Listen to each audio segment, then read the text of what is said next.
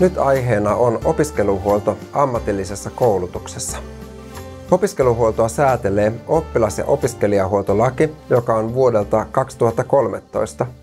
Lisäksi Opetushallitus on antanut määräyksen opiskeluhuollon keskeisistä periaatteista ja tavoitteista sekä opiskeluhuoltosuunnitelman laatimisesta.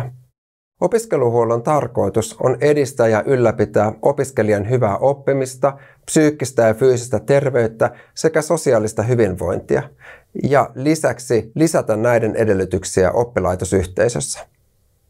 Opiskelijalla on oikeus saada maksutta opiskeluhuoltoa, jota opetukseen osallistuminen edellyttää. Ensisijainen opiskeluhuollon muoto on aina ehkäisevää, koko yhteisöä tukevaa yhteisöllistä opiskeluhuoltoa. Mutta lisäksi opiskelijalla on oikeus myös yksilökohtaisen opiskeluhuoltoon ja sen palveluihin. Tässä kuviossa käsitellään opiskeluhuoltoa kokonaisuutena. Yläkäsite on siis opiskeluhuolto ja tässä kuviossa näkyy myös, mikä sen opiskeluhuollon tavoite on. Opiskeluhuollon palveluita ovat opiskeluterveydenhuolto sekä psykologi- ja kuraattoripalvelut. Yhteisöllinen opiskeluhuolto on siis aina ensisijaista, se on ehkäisevää ja se kuuluu kaikille. Ensinnäkin se kuuluu kaikille opiskelijoille, mutta lisäksi se velvoittaa myös kaikkia oppilaitostyötä tekeviä. Kukaan ei voi sanoa, että hän ei ole osa yhteisöllistä opiskeluhuollon toimintaa. Yhteisöllisen opiskeluhuollon tavoitteena on opiskeluympäristön terveellisyys, turvallisuus ja esteettömyys. Tästä me jo huomataan, että esimerkiksi turvallisuus- ja esteettömyysasiat ovat sellaisia, jotka koskevat paitsi jokaista opettajaa, myös virastomestaria ja ruokalahenkilökuntaa. Yhteisöllisen opiskeluhuollon tavoitteena on myös lisätä opiskelijoiden osallisuutta, heidän hyvinvointiaan ja parantaa heidän mahdollisuuksiaan oppimiseen. Lisäksi on yksilökohtaista opiskeluhuoltoa, jonka tavoitteena on myös toimia ehkäisevästi. Lisäksi yksilökohtaisessa opiskeluhuollossa on tukielementti, eli erityisoppilaitoksen kontekstissa se voi tarkoittaa sosiaali- ja terveyspalveluita, mutta jokaisen opiskelijan ympärille voidaan koota myös monialainen asiantuntijaryhmä.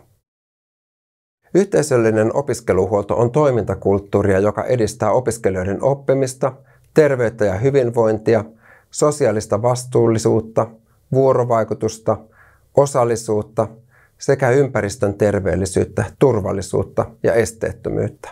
Näistä asioista jo aiemmin viittasin virastomestareihin ja ruokalan henkilökuntaan, mutta se on jokaisen opettajan ja jokaisen toimijan vastuulla. Yhteisöllinen opiskeluhuoltotyö kuuluu jokaiselle oppilaitoksen toimijalle, mutta ennen kaikkea ensisijainen vastuu yhteisön hyvinvoinnista on oppilaitoksen henkilökunnalla. Ja tavoitteena on opiskelijoiden ja koko oppilaitosyhteisön hyvinvointi ja yhteistyö huoltajien kanssa. Yhteisön toimintakulttuurin kehittämistä ja yhteisöllistä työtä johtaa rehtori tai vastaavassa tehtävässä oleva henkilö. Oppilaitoksella tulee olla opiskeluhuoltosuunnitelma, jonka mukaisesti yhteisöllistä opiskeluhuoltoa toteutetaan. Henkilökunta ja opiskelijat luovat yhdessä turvallista ja hyvinvointia edistävää opiskeluympäristöä. Se tukee tunne- ja vuorovaikutustaitojen kehittymistä. Yhteisöllinen opiskeluhuolto edistää mielenterveyttä ja terveellisiä elämäntapoja sekä ehkäisee kiusaamista ja turhia poissaoloja.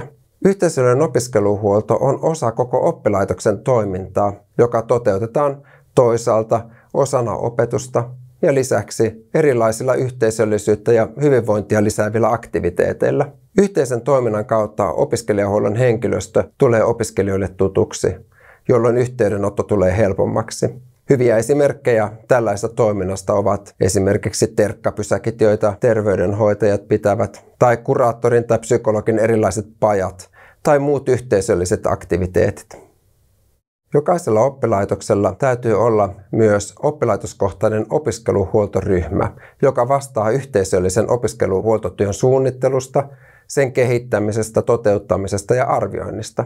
Opiskeluhuoltoryhmässä asioita käsitellään vain yleisellä ja yhteisöllisellä tasolla.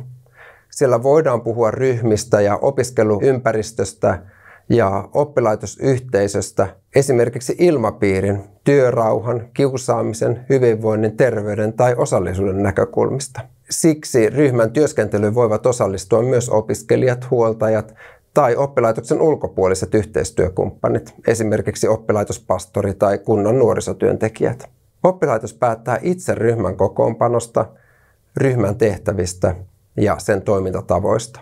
Tehtäviin voi kuulua esimerkiksi opiskeluhuoltoa koskevan tiedon kokoaminen eri lähteistä tai rakenteiden ja toimintatapojen luominen yhteisölliselle ja ennaltaehkäisevälle työlle. Tehtäviin voi kuulua myös opiskeluhuoltoryhmän omien toimintatapojen kehittäminen ja arviointi ja osallisuudesta huolehtiminen, myös miten opiskelijat, huoltajat ja yhteistyökumppanit osallistetaan toimintaan. Lisäksi opiskeluhuoltosuunnitelman valmistelu, siihen kuuluu myös turvallisuussuunnitelmien valmistelu. Opiskeluhuollosta tiedottaminen on myös oppilaitoskohtaisen opiskeluhuoltoryhmän yksi tehtävistä ja lisäksi yhteisöllisen opiskeluhuoltotyön seuranta ja arviointi. Koulutuksen järjestäjän on laadittava opiskeluhuoltosuunnitelma, joka ohjaa opiskeluhuoltoryhmän toimintaa. Se laaditaan yhteistyössä oppilaitoksen henkilöstön, opiskelijoiden, huoltajien sekä tarvittavien ulkopuolisten tahojen kanssa. Opiskeluhuoltoryhmä tekee suunnitelman yhteisöllisen opiskeluhuollon toteuttamisesta oppilaitoksessa. Kerroin jo aiemmin, että Opetushallitus on antanut lisäksi määräyksen opiskeluhuoltosuunnitelman laatimisesta. Toinen puoli opiskeluhuollosta on yksilökohtaista opiskeluhuoltoa. Ammatillisen perustutkinnon ja valmentavan koulutuksen opiskelijat ovat oikeutettuja siihen, mutta ammatti- ja erikoisammattitutkinto-opiskelijoiden käytettävissä olevista palveluista koulutuksen järjestäjä tiedottaa erikseen ja ohjaa tarvittaessa hakemaan esimerkiksi kunnan tarjoamia palveluja. Yksilökohtainen opiskeluhuolto tarkoittaa terveydenhoitajan ja lääkärin palveluja sekä kuraattori- ja psykologipalveluja. Terveydenhoitaja seuraa opiskelijan terveydentilaa opintojen ajan ja opiskelija voi lisäksi hakeutua terveydenhoitajan luo terveyteen liittyvissä ongelmissa ja huolissa. Kuraattori puolestaan tarjoaa tukea vaikeissa perhetilanteissa tai muissa sosiaalisiin suhteisiin liittyvissä asioissa. Kuraattorin työn kanssa hyvin läheisesti on myös psykologin työ. Psykologi tukee ja edistää mielenterveyttä. Monissa oppilaitoksissa kuraattori ja psykologi tekevätkin työtä työparina ja heillä saattaa olla hyvinkin samantyyppiset työtehtävät. Lisäksi opiskeluhuollossa toimivilla on salassapitovelvollisuus opiskelijan asioissa, kaikissa opiskelijaan liittyvissä asioissa. Tarvittaessa opiskeluhuolto tekee yhteistyötä myös opiskelijan mahdollisen hoito- tai kuntoutusverkoston kanssa. Voidaan tapauskohtaisesti koota opiskelijan tueksi monialainen asiantuntijaryhmä, jonka kokoonpano suunnitellaan yhdessä opiskelijan kanssa hänen etuansa ajatellen. Siihen voivat kuulua esimerkiksi huoltajat, ryhmänohjaaja, opinto-ohjaaja, erityisopettaja, jos kysymyksessä on opiskelija, joka tarvitsee erityistä tukea, tai psykologi, kuraattori, terveydenhoitaja tai muut keskeiset oppilaitoksen ulkopuoliset tukihenkilöt. Minun kokemukseni mukaan ei kuitenkaan kannata koota kovin suurta asiantuntijaryhmää, koska opiskelijan edun on pysyttävä keskiössä ja lisäksi liian iso ryhmä saattaa tehdä tilanteessa ahdistavan opiskelijalle. Monialaisen asiantuntijaryhmän kokoonpano ja koostaminen perustuu aina vapaaehtoisuuteen ja edellyttää opiskelijan suostumusta. Myös opetuksen ja koulutuksen tueksi järjestävät sosiaali- ja terveyspalvelut erityisoppilaitoksissa ovat osa yksilökohtaisen opiskeluhuollon kokonaisuutta. Opiskelijalla on oikeus psykologi- ja kuraattoripalveluihin säädetyssä määräajassa. Näistä on säädetty tarkasti, esimerkiksi niin, että palvelut on järjestettävä siten, että opiskelijalle tarjotaan mahdollisuus henkilökohtaisen keskusteluun joko psykologin tai kuraattorin kanssa viimeistään 7. koulun työpäivänä. Ja psykologin tai kuraattorin arvioidessa asian kiireelliseksi keskustelu on järjestettävä samana tai seuraavana koulupäivänä. Yksilökohtaisesta opiskeluhuollosta voi lukea lisää Terveyden ja hyvinvointilaitoksen verkkosivuilta. Opiskeluhuoltoa säätävä laki ja siitä annetut määräykset on luotu lisäämään hyvinvointia ja oppimisen edellytyksiä oppilaitoksissa. Jokainen oppilaitostyössä toimiva voi toteuttaa opiskeluhuoltoa arjessaan melko yksinkertaisesti, kohtaamalla, kuulevalla ja kunnioittamalla. Tällöin tulee väistämättä edistäneeksi sekä yhteisöllistä että yksilökohtaista hyvinvointia.